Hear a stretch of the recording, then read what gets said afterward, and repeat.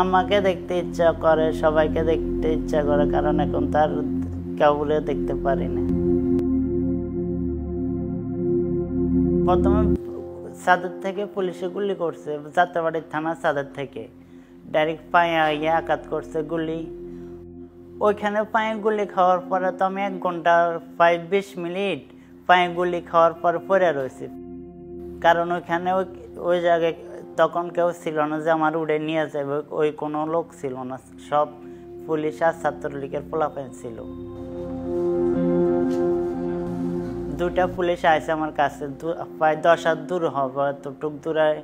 আমি ওদেরকে বারবার না করছি যে আর গুলি করতে না, পরে আমি না করার পরে আমার সিডা গুলি করছে, চোখ বেড়া করছে প্রথমে, পরে চোখে মারার পরে আর কিছু দেখতে পারি নাই। পরে একটা আঙ্গুল দিয়ে দেখি যে 2টা দাঁত পড়ে গেছে, দাঁত ভাঙ্গি, দাঁতের গালে দিয়ে রক্ত, মুখ টুক সব ভাসি গেছে রক্ততে। গুলি লাগার প্রায় 2 মিনিট পর থেকে আরো 2 চোখে 1 চোখে কিছু দেখতে পারি না।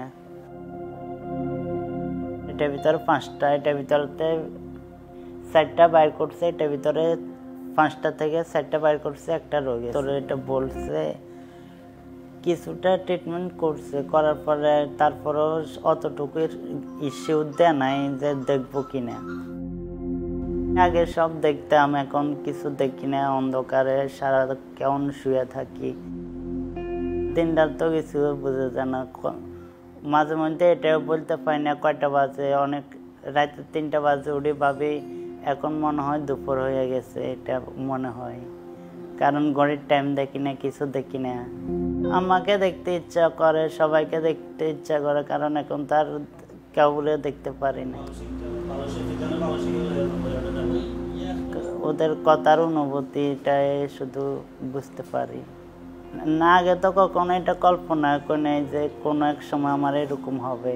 গেছি কারণ একটা সরকার অনেক দিন দেশে আছে, তারপরে যাই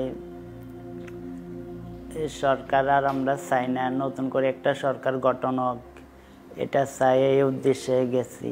নতুন সরকার গঠন হয়েছে দেশের জন্য, ভালো লাগছে এটাই। এখন তো আমার এই অবস্থা, আমার ছোট ভাই আছে, আমার বড় 2 ভাইয়েরও সংসার টংসার আছে, তো জানি না ভবিষ্যতে আমার দিনটা কিভাবে যাইব, কি হবে।